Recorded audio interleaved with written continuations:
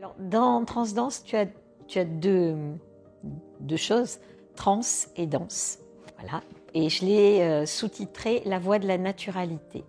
Je me suis rendu compte que depuis des années de pratique des états de conscience modifiés, puisque j'ai formé 18 promotions de sophrologue, je suis là-dedans depuis 23 ans. En fait, je me suis rendu compte déjà que notre état naturel, c'est pas forcément l'état d'hypervigilance dans lequel on se trouve. Quand on arrive au monde, quand je vois les enfants, et dès qu'on se replace, en fait, on y va de plus en plus facilement dans un certain état d'être, et que la danse nous y conduit. Voilà, non seulement la transe serait notre état naturel, je parle d'une transe légère, d'un certain type de fonctionnement, un fonctionnement plus dans une forme d'association libre, de créativité, d'accès à nos ressources. Donc c'est l'état dans lequel on arrive au monde et c'est l'état qu'on recherche dans toutes les pratiques méditatives, dans toutes les pratiques de détente, mais c'est aussi l'état auquel on va directement quand on est souvent dans la danse et notamment dans la danse libre et également on est en train de faire du jardinage, peut-être on est en train de cuisiner, peut-être on est en train de faire du point de croix, de peindre, peut-être qu'on est dans cet état-là aussi. Donc c'est quelque chose qui nous est très naturel en fait.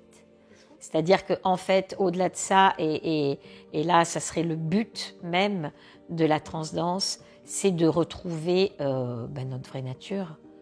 Je pense que l'état du monde et l'état dans lequel se trouvent beaucoup d'entre nous, même moi la première, si j'ai cette recherche, c'est pas pour rien, mais c'est qu'il y a un état de déconnexion avec notre intuition, avec nos ressources, avec quelque chose qui est cet ordre de l'évidence, d'un fonctionnement fluide et naturel. Alors moi justement, je me suis beaucoup renseignée sur tous ces états-là. Le chamanisme, ça m'a beaucoup trotté dans la tête et puis j'y suis jamais allée en fait, ça m'a jamais vraiment attirée en vrai. Et par contre, je me suis beaucoup documentée. Moi, la pratique qui est la mienne, c'est qu'en fait, c'est un état naturel, fluide, dans lequel on peut aller très facilement parce qu'on n'en est jamais réellement parti.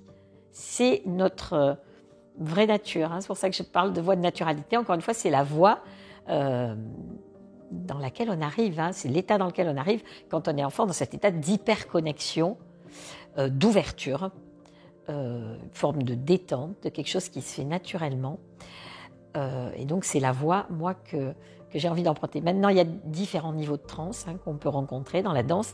Et c'est en fait dans la pratique de la danse, et notamment de la danse de plein potentiel, où je me suis rendu compte que la transe venait très naturellement, selon les pratiques, et puis selon les personnes aussi, et selon les moments, avec complètement différents états. Il n'y a pas un état de transe.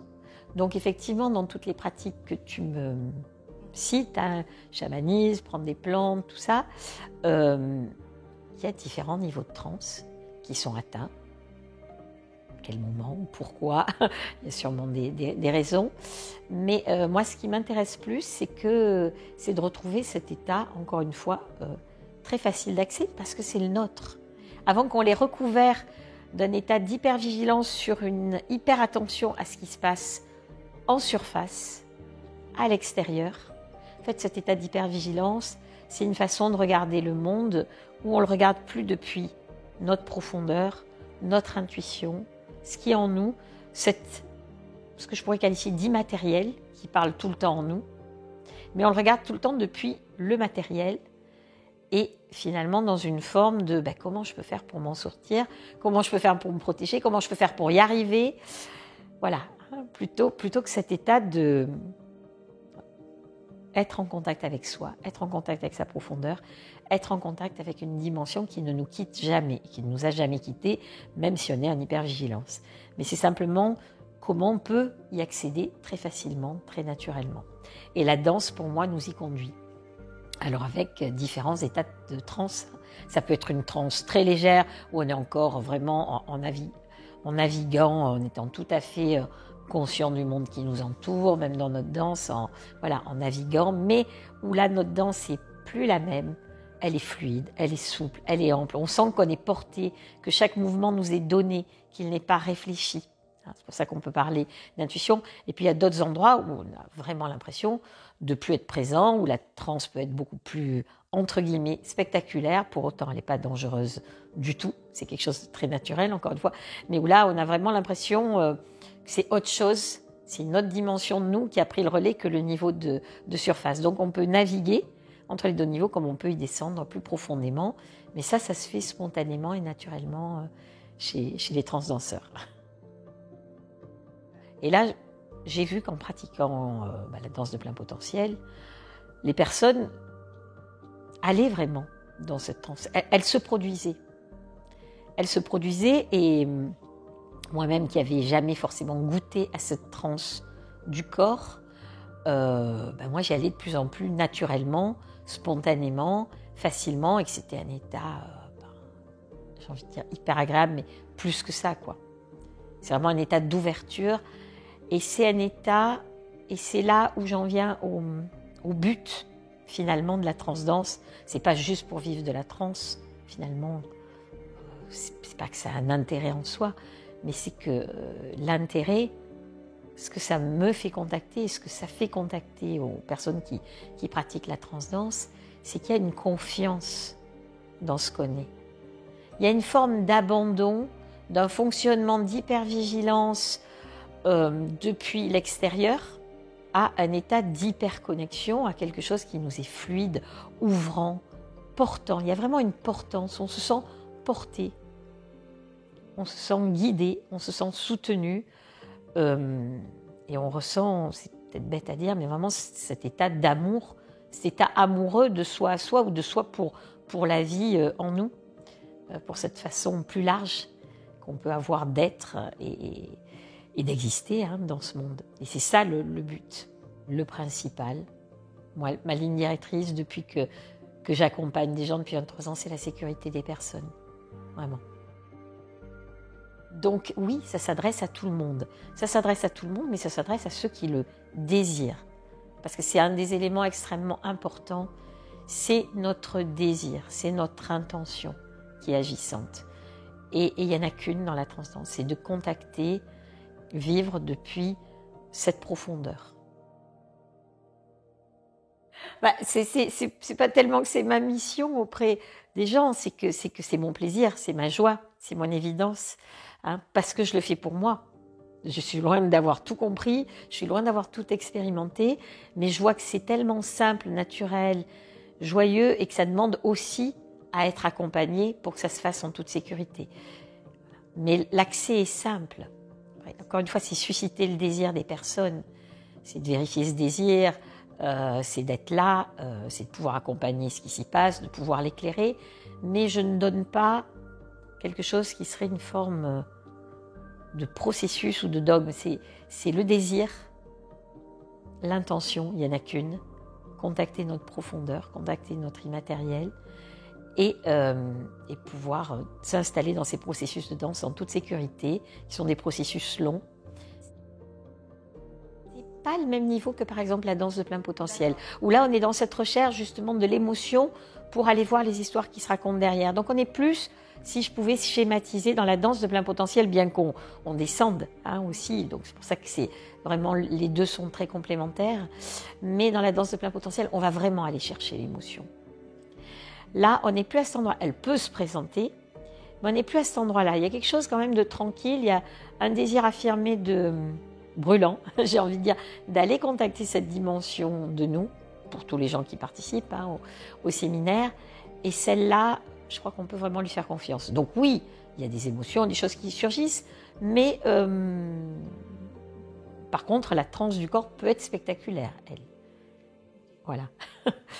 Pour moi, la transe est quelque chose de naturel. L'une est sur un plan plus horizontal de notre fonctionnement, dans le niveau de nos relations, de la relation à nous-mêmes, tout ça. L'autre est beaucoup plus dans ce niveau vraiment de qui nous sommes. Cet axe vertical, mais qui n'est pas un axe qui cherche à connecter quelque chose qui serait plus grand que nous, plus haut. C'est nous, dans notre immatériel, dans notre profondeur, dans cet état de connexion à cette largeur que nous sommes. Alors donc, en fait, le cycle transdanseur, il s'adresse à des personnes qui sont déjà facilitateurs en danse de plein potentiel, soit qui sont en cours de formation avec moi, soit il va y avoir un stage cet été qui font le stage d'initiation qui dure 3 jours à la transdanse, soit à des personnes qui se sentent appelées, qui se sentent très motivées pour aller explorer, parce qu'encore une fois, le désir fait tout, hein, cette dimension, je vois qu'il y a une voie de simplicité, et là, il y a un entretien avec moi. Voilà. Parce que c'est vraiment important, parce que aussi la façon, ce qu'on a à vivre dans la transdanse, on va le vivre dans un lieu plein de nature, il y a vraiment quelque chose d'être ensemble, aussi de vivre quelque chose ensemble. Et puis derrière ce mot aussi, il y a quelque chose de trans. Hein. Il y a aussi toute la recherche un peu de spectaculaire. Hein. Il y a tout l'univers chamanique et néo-chamanique, peut-être un peu autour de ça. Non pas que le chamanisme ne soit pas bien, c'est pas ça, c'est juste pas ma voie. Mais il peut y avoir une recherche, je l'ai vu dans certaines demandes, d'un peu de « je veux partir en transe ». Moi, quelque part, je m'en fiche. C'est juste que que ça nous est naturel. C'est un état, voilà. Et des fois, elle est pas du tout spectaculaire. Hein. C'est juste une danse, mais une danse où on sent qu'on est beaucoup plus porté, que nos mouvements ne sont pas les mêmes, qu'elle est beaucoup plus ample, que l'état d'être est un état de forme d'abandon, mais le corps ne présente pas forcément de signes de transe. Et puis, des fois, quand on descend, il peut en présenter plus. C'est tout. Hein. Donc, encore une fois, on navigue très simplement dans tous ces niveaux-là.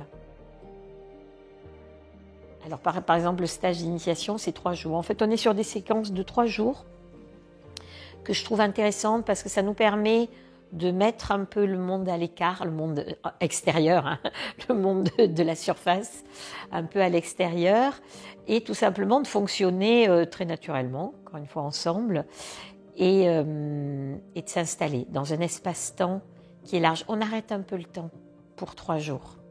Donc j'aime bien, parce que dans 3 jours, il y a le jour où on arrive, il y a le deuxième jour où on continue à s'installer, et puis voilà, après, il y a vraiment quelque chose qui se pose.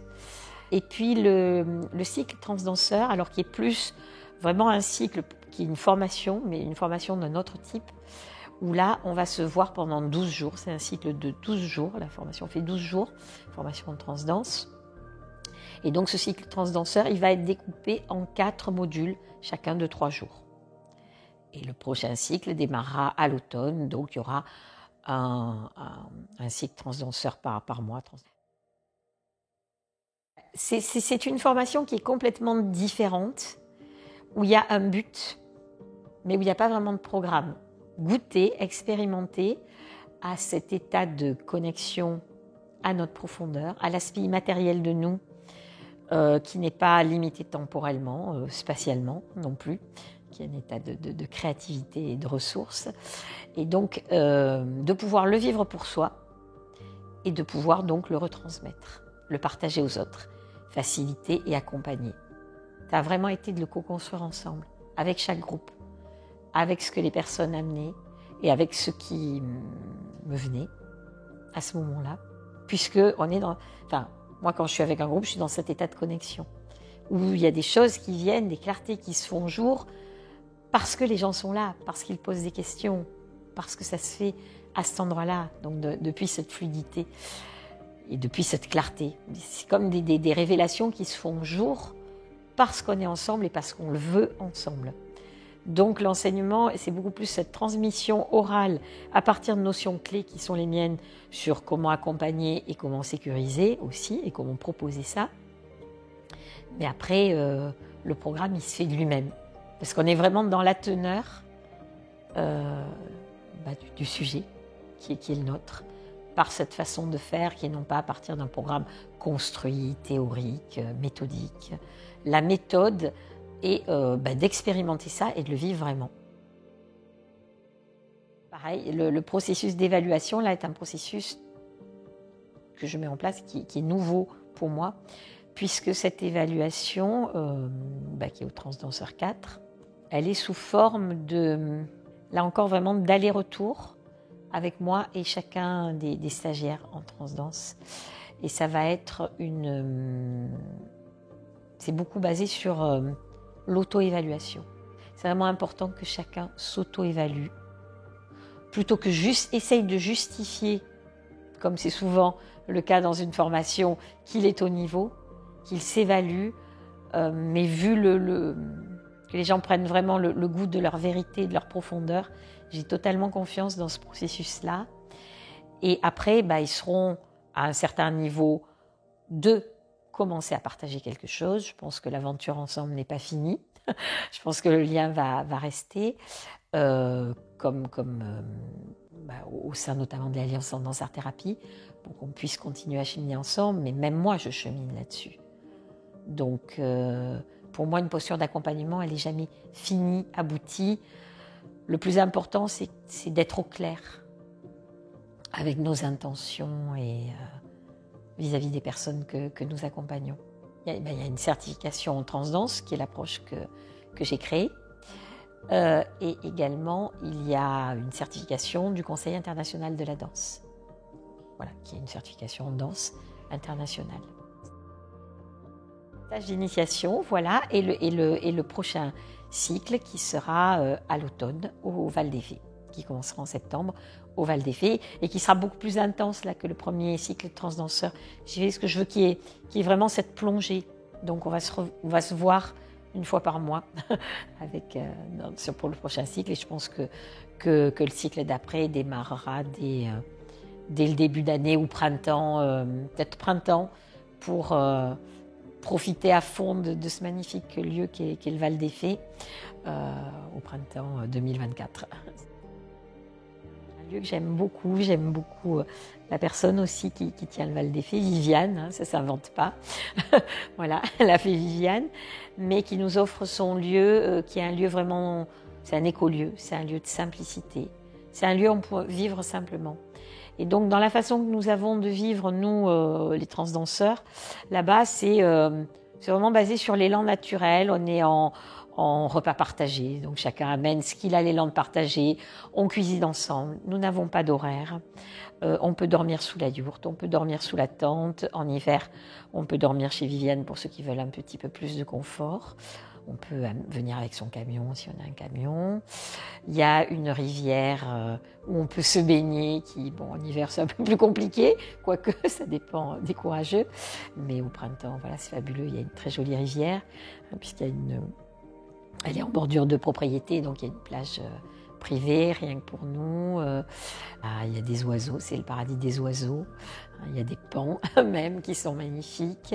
Et il y a une grande yourte qui nous accueille, la Maloca, voilà, qui est un espace très accueillant. On ne peut pas être trop nombreux, puisque je crois qu'elle fait 80 mètres carrés. De toute manière, je pense que le stage, là, à l'heure actuelle, ce n'est pas le cas. On est un petit nombre, mais pour accueillir 14 à 16 personnes maximum. Voilà. Je crois qu'il faut en avoir suffisamment marre de vivre déconnecté de soi. Je crois qu'il faut sentir cet appel. Il faut savoir qu'autre chose est possible. Il faut peut-être avoir parcouru beaucoup de choses, soit avoir parcouru beaucoup de choses et en avoir assez de la complication, en avoir assez de se sentir seul, isolé, alors que sur un certain niveau, il n'y a plus d'isolement. Sur ce niveau qu'on atteint en transdanse, il n'y a plus d'isolement. Soit il faut le sentir spontanément, naturellement, comme une évidence, et emprunter cette voie très joyeusement, parce qu'on sait que c'est ça. Il faudrait avoir aussi envie peut-être de la partager.